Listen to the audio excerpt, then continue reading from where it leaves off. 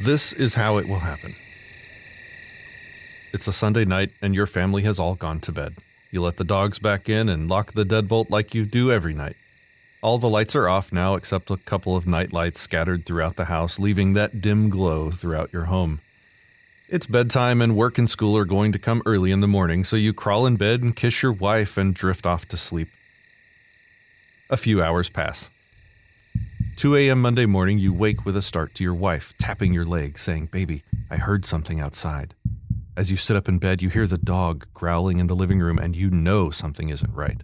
You grab your trusty old shotgun and move quietly towards the living room. Your wife grabs her 9mm pistol and heads down the hall to the kids' rooms just like you had rehearsed.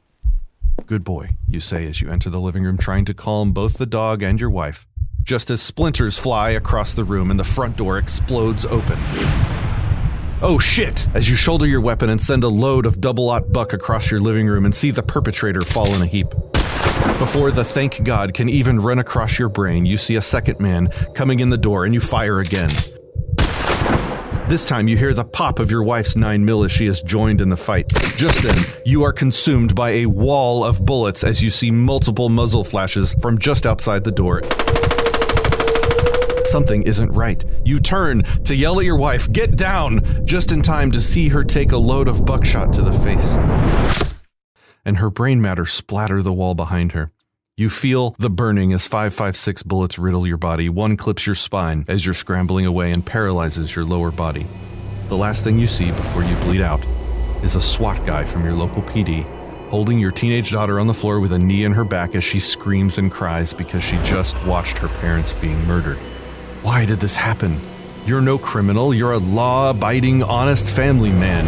Why did this happen?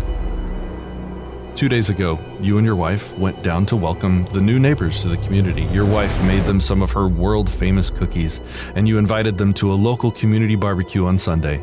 Later that afternoon, you got a friend request on Facebook from your new neighbor, which you gladly accepted. They seemed a little odd, but in the few minutes you talked, they were pleasant enough.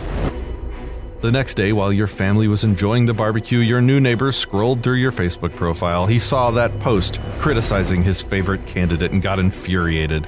See, he's been trained by his friends and his news sources and his politicians to think of you as the enemy. The next thing he sees are the hunting pictures you took last fall when your daughter bagged her first buck.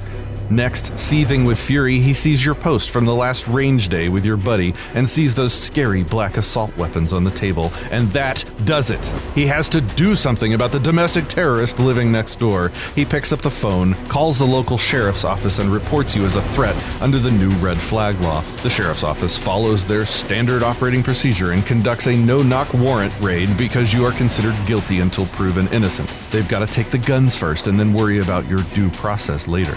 Now you and your wife have been killed for nothing. Those 2 deputies died for enforcing that evil law. Your daughter will have absolute hell for the rest of her life. She will wilt away her existence in solitude because of the mental tragedy caused from seeing her parents murdered.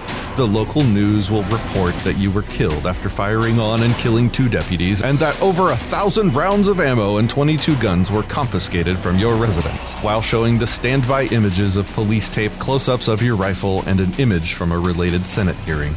Those 2 deputies left behind families as well. They were told you threatened your neighbor out on the street waving an AR-15 around. They were just following orders. They weren't allowed time to investigate things under due process. They chose their careers over making sure what they were doing was right. And your family paid the price along with them. This is the reality of red flag gun laws. Red flag laws will be used for petty and vengeful reasons without merit and without recourse. Innocent people have lost their lives. Police will blindly do great evil, believing themselves to be doing the right thing. Remember, every gun law is a threat against peaceful people. Every gun law is enforced by men with guns and lethal training. Every gun law presumes that you are guilty and demands that you prove your innocence. Every gun law is a death threat cloaked in official-sounding script forced on you by official-looking ceremonies. That is the way it will happen. It has happened this way already.